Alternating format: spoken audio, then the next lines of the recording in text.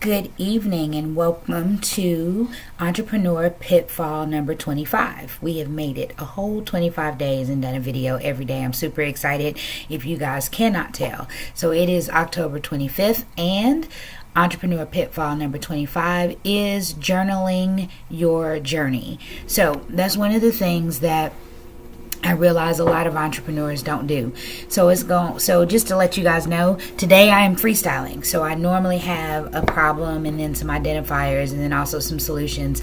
I may fall in that. I may put that pattern together today as well, but I'm kind of just going to talk freely. I went to a procurement brunch today that gave me all kinds of ideas about the different things that I wanted to talk about. But then one of the main things that I thought of was making sure that you are documenting and journaling all of the important things, or writing down all of the things that you're learning, or documenting them in some kind of way so that you don't forget them. And then the next step to journaling them would be to making sure that you are applying them as soon as possible. So let's start with what I think. A lot of entrepreneurs don't journal because they don't think about it. Some people are just not people that write down things. They're not people that make to-do lists or tasks. I know that I have OCD, so I make a to-do list to make a to-do list. I also write everything, but I'm also a writer and I love to write. But even if you don't like to write, even if you just dictate or some notes through Color Note or through Evernote, or if you just have a talk-to-text application on your phone and you make notes of just little jewels or tidbits that people have given you that are tips or tricks so that you can keep up with them and so that you can always go back to it at some time, and especially when it's the appropriate time, so that you can implement it within your business. I know that I get the opportunity to talk with people that may not know it, but they are giving me like a wealth of information in just a couple of sentences, and then I'm like, hey, I need to go and I should try that. So one of the things I just want to tell you guys is, even if you're not a writer, make it a point to journal. This is going to sound kind of weird or odd, but I realized that through my journey, I've learned that I come from a family of entrepreneurs, which it didn't really seem like it was a big deal in the beginning, but I realized as I'm going through my journey how important it is. And the funny part about that is, with 4 generations of people that have been business owners, one of the things that has been a constant is that all 4 of those generations kept some type of journal. Of course, now we can do video journals. So that's kind of basically what I am doing. I'm doing a video, but I am doing pitfalls. But the truth of the matter is, these pitfalls are actually documenting some of the pitfalls that I've had on my journey in entrepreneurship. So I spoke with my aunt, Phyllis. She lives in Dallas, and her and my uncle have owned multiple businesses over the years. But one of the things that she told me when I was trying to get into assisting a trucking company with up-ramping or onboarding some clients and gaining business, she said, Tiffany, you have really literally just got to keep a journal. So keep a journal of what's working, keep a journal of what doesn't go well. She was like, write down everything, no matter what it is. Write down how you're feeling, write down what you are trying, write down what you're experiencing, write down the feedback that you get. So and my aunt is considerably older than myself, and my mom is the same way.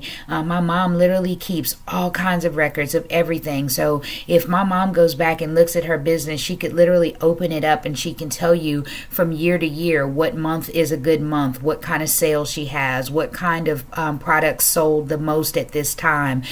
She can tell you when people are most often to go on vacation and not utilize her service. So she knows when she will have highs and lows and when lulls will be involved in her business. And that comes from journaling. So I just wanted to let you guys know today that there are a lot of entrepreneurs that miss out on that opportunity. But today, with technology being as it is, there are so many different ways for you to journal. You can, of course, do it the old-fashioned way and write things down. There is getting an application and dictating those notes to your phone. You can, which is talk to text. The other thing you can do is you can do videos that you keep for yourself. You don't have to publish your videos as I am doing. You can do videos on YouTube and you can literally keep them as private and they can be for yourself.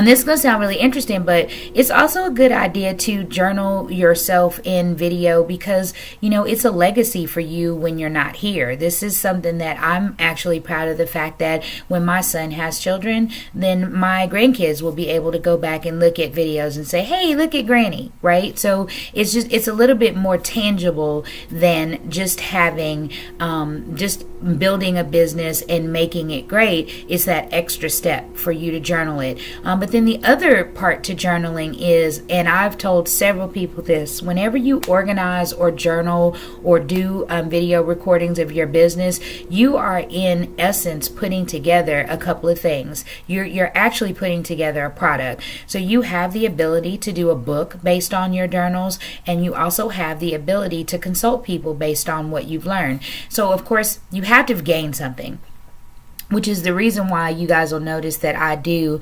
problem, identifier, and then solution. Because if you're journaling and you're just writing your experiences, but you're not learning from them, then that's not valuable to anyone. It may be valuable to you. It may be a stress reliever for you. And I challenge you that if you want to journal and relieve stress, blog.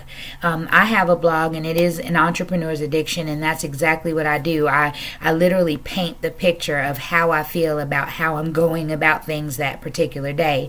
But very specifically, in whatever industry you're in, if you're journaling how you're gathering your clients, what happens in your interactions with your clients, if you're writing down things that are challenges and that are concerns, or even if you're writing down something that in your mind you view it as a failure, as long as you're also journaling what the problem was and how you overcame it, or if you're journaling what the problem is and how you plan to overcome it, that is so important.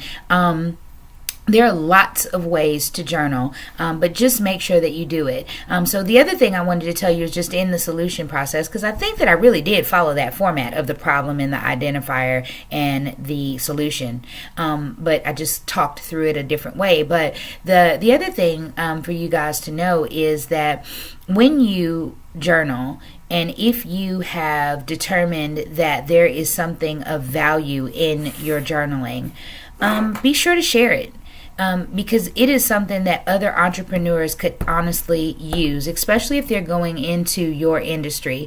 That one of the things that prompted me to do this video series is because in this journey, I've bumped into so many people that want to constantly make you believe that everything is perfect in their life. They're making a lot of money and everything is smooth and clients are flowing in and they're only 1 year into the game and everything's just perfect.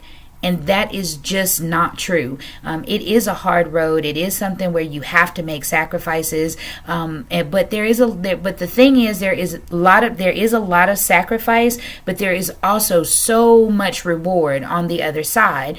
But I wanted to make sure that I journaled something that was transparent and that was realistic, so people could know, yes, it's hard, but you can do it if you put your mind to it. So the other thing that I want to make sure that I wrap it up with is, if you are doing video journals, do not be afraid to post them, because like I said in yesterday's video, people are going to have a problem with everything you do. People are going to have a problem with the fact that you're still breathing and someone they love is not. So don't worry about it. Do your journaling, figure out what works for you. If video doesn't work for you, not a problem. Write it down. Share notes. Share whatever information it is that you have. I think that if you guys have listened to several of my videos, you probably know by now that my dad was absolutely my hero. And one of his famous sayings was, "Chicken, you can't take it with you." So whatever knowledge or information I have, I can't take it with me. So with that being said, I have to impart it. I've spent my entire life, the last 25 years, imparting information into my son so that he can be a better person and then ultimately be a good entrepreneur or a better entrepreneur. But I wanted him to reach that at a younger age and not wait till he reached my age to understand how important it is to be responsible for growing something on your own and being your own employer and then ultimately employing others. But the other part to that is not just imparting it on family, but imparting it on those who truly need it, and giving back to people in a real way. I don't know how much these videos are helping, but based on some of the comments that I get, because some people actually leave comments on the video, and then some people will inbox me on Facebook, or some people will just text message me and let me know that I'm being helpful. But the truth of the matter is, even if I'm not helping you, if you don't like it, that's cool. You can leave me a comment, but it's part of my journaling experience, and it's part of my reality, and it's part of my way of giving back. So that is Entrepreneur Pitfall number 25. It is journaling your journey, and so many entrepreneurs forget to do that. And I want to, before I leave, I do want to say this other thing. If you journal your journey, when you get ready to move into the next phase or the next business, you automatically have a built-in map. You have a map that will tell you what worked, so you know the best practices, and then you also have lessons learned, so you know kind of what not to do the next time. So until tomorrow, I am excited that I got a chance to talk with you guys today. I am headed out to go do some networking, and you guys have a good evening.